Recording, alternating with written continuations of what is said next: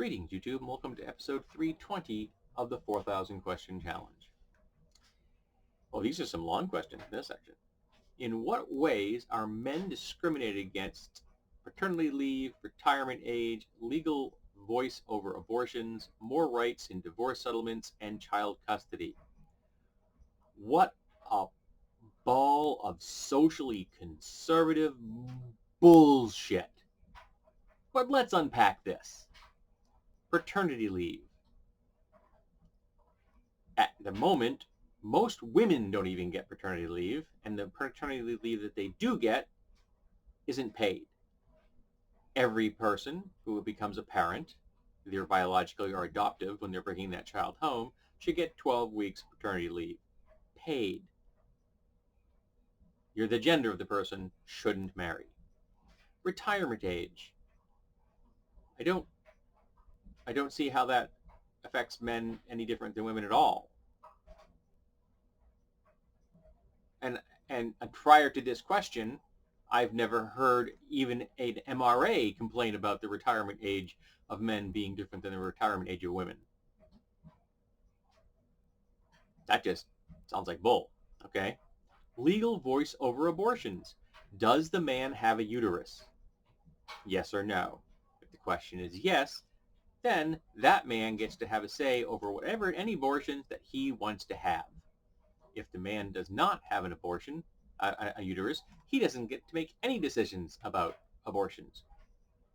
And if he does have a uterus, he doesn't get to make decisions about anybody else's abortions. So men get no say, nor should they get a say. It's not their body that carries that fetus in it. So, and if you're a man that think you should have a say in abortions, shut the fuck up. More rights in divorce settlements. Interesting bit of history here. There was a time when men got custody of children without question. Over time, it became that women got custody from above the children, almost always without question.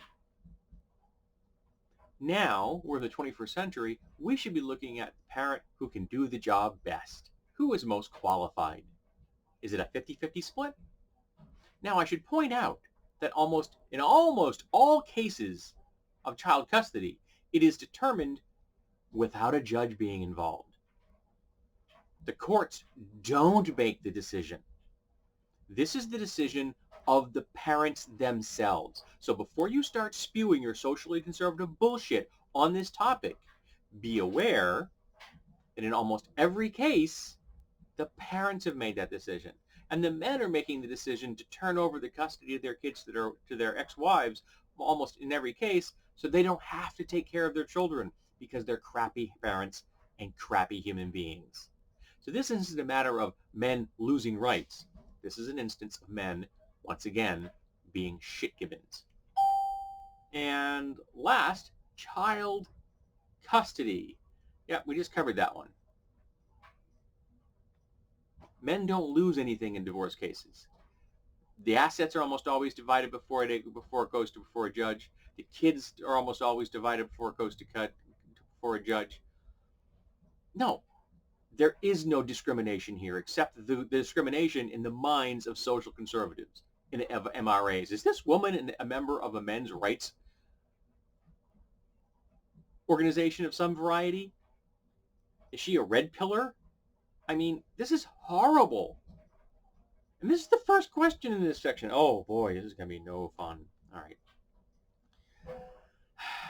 Should we have laws to prohibit state and local governments from giving preferences in jobs or school administrations on the basis of race? Not until we have eliminated racism in America. When race is no longer a consideration on the part of people hiring, then yes, we no longer have to have equal opportunity laws. Until that time arrives, though, we have to make sure we have equal opportunity laws, because without them, minority groups will not get hired. Here's a fun fact. If you are an American white criminal, you have a better chance of getting a callback for a job interview than you would if you are an American black person with no criminal record. You can be a convicted felon and a white guy and have a better chance of getting a callback than a black dude who has never had a parking ticket. Now, when that piece of bullshit no longer exists, then we don't have to worry about equal opportunity laws. What is a government policy you strongly disagree with? Our entire fucking legal system. What should be done with hazardous waste and what are alternatives for its removal? It depends on the waste. There are different types of waste. And I would probably suggest talking to experts. I'm not an expert. I freely admit I'm not an expert.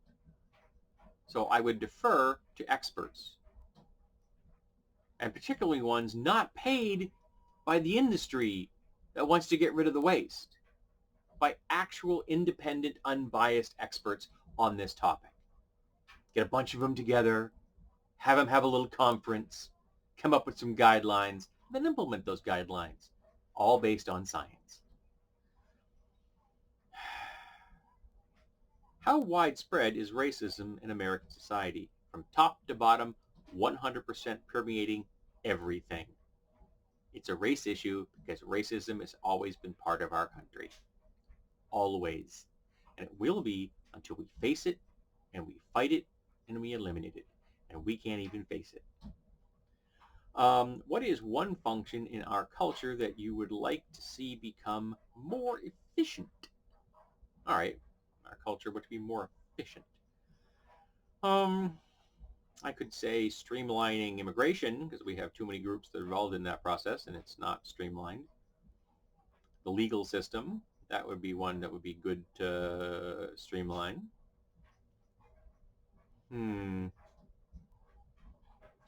Adoption. Here we go. Streamline adoption.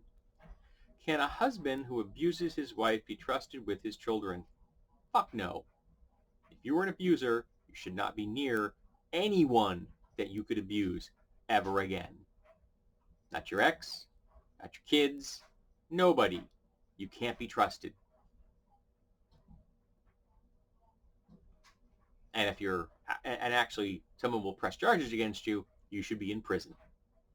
Because that's where abusers belong, in prison. If we imprison more of them, maybe some folks out there would not become abusers.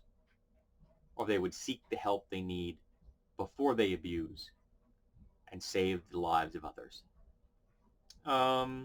Should it be illegal to perform abortions in the last 6 months of pregnancy except to save the life of a mother? No, it shouldn't. All right, now. First 24 weeks, any reason the woman wants abortion. Last 12 months, last 12 weeks, okay? You need 2 doctors to sign off on it anyway. It is not something that is being done on a regular basis. Literally, handfuls of cases are done in the United States of America in those last 3 months. It is a socially conservative talking point that late-term abortions are being done regularly. That's bullshit. It is hard to do. It is never done lightly. It is only done when there is no other option. This question is bullshit, and this author is pushing a socially conservative agenda. Never thought I'd be so angry when I started this project. Really, I didn't. Do you favor or oppose teaching about gay, lesbian orientation lifestyles in public schools? I think that we should be teaching children not to be bigots and teach them that love is love and that who you love doesn't matter and who you choose to have sex with, so long as they're consenting, doesn't matter. And how you express your gender or how you make yourself appear in public as far as your clothing is concerned or your makeup choices or your accessories or anything else shouldn't matter. We should be teaching children not to be bigots. That's what I think. Counter to what how this question frames it, which seems to give the impression that everything would be okay if we were bigoted against gay people or trans people or anything else. And lastly, for 320, I'm hoping the next video is going to be more pleasant. Do you think you would make a good politician? Hell no, because no one would vote for me, because I am outspoken and I hold some very unpopular progressive positions. Because I am an aggressive progressive.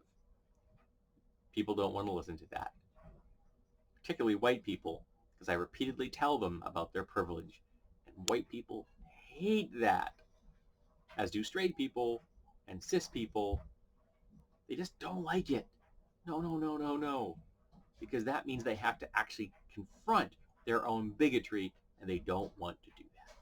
So, thank you for being here for episode 320 of the 4,000 Question Challenge. I hope you'll be here for episode 321.